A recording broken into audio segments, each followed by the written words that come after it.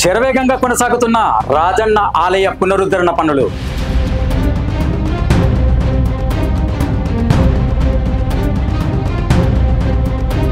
పనుల్లో వేగం పెంచిన అధికారులు.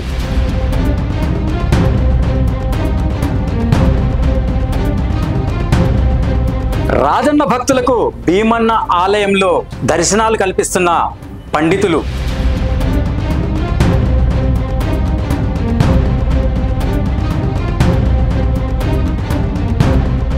ప్రస్తుతానికైతే పనుల్లో వేగం మాత్రం పెరిగింది.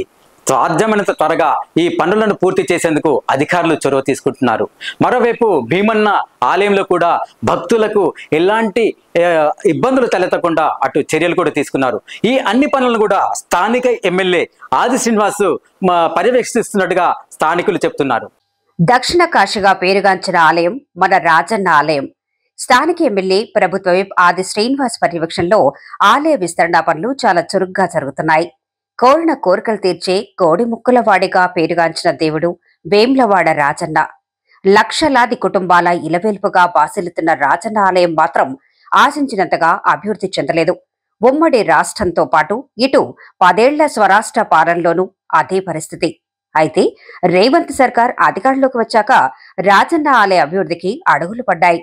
ముఖ్యమంత్రి స్వయంగా పాల్గొని ఆలయ విస్తరణ పనులకు శంకుస్థాపన చేశారు. ఆలయంతో పాటు పరిసర ప్రాంతాలను, గుడికి వచ్చే రోడ్లను కూడా విస్తరించేందుకు నిధులు కూడా విడుదల చేశారు. రాజన్న ఆలయ విస్తరణ పనులు వేగంగా పుంజుకోవటంతో స్వామివారి ఆలయంలో భక్తుల దర్శనాలను నిలిపివేశారు.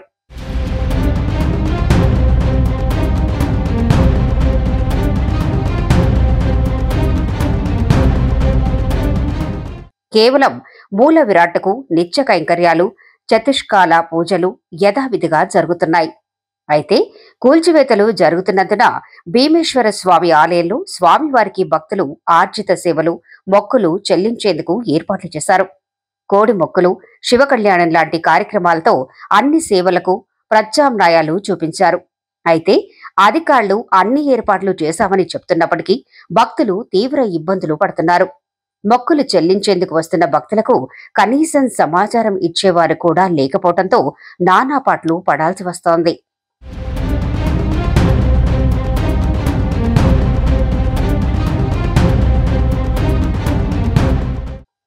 కార్తీక మాసం, అందులోనూ పెళ్లిళ్ల సీజన్ కావడంతో రాజన్న ఆలయంలో నిత్యం జరిగే శివ కళ్యాణానికి ఫుల్ డిమాండ్ ఏర్పడింది. కొత్తగా పెళ్లైన జంటలు, కోరిన కోరికలు నెరవేరిన వారు స్వామివారి నిత్య కళ్యాణంలో పాల్గొనటం ఆనవాయితీ. అయితే శివ కళ్యాణం జరిగే వేదికను కూల్చివేయటంతో అన్నదాన సత్రం పైన ఉన్న హాల్లో తాత్కాలికంగా కళ్యాణం జరిపిస్తున్నారు అర్చకులు. పెద్ద సంఖ్యలో వస్తున్న భక్తులు రోజుల తరబడి శివ కళ్యాణం టికెట్ల కోసం వేములవాడలోనే వేచి ఉండాల్సి వస్తోంది.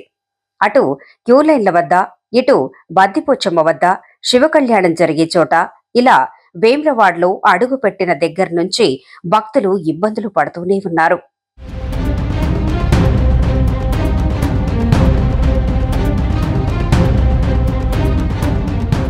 ఎముకలు కొరికే చలులు, మొక్కులు చెల్లించేందుకు పరిగాపులు పడుతున్నారు.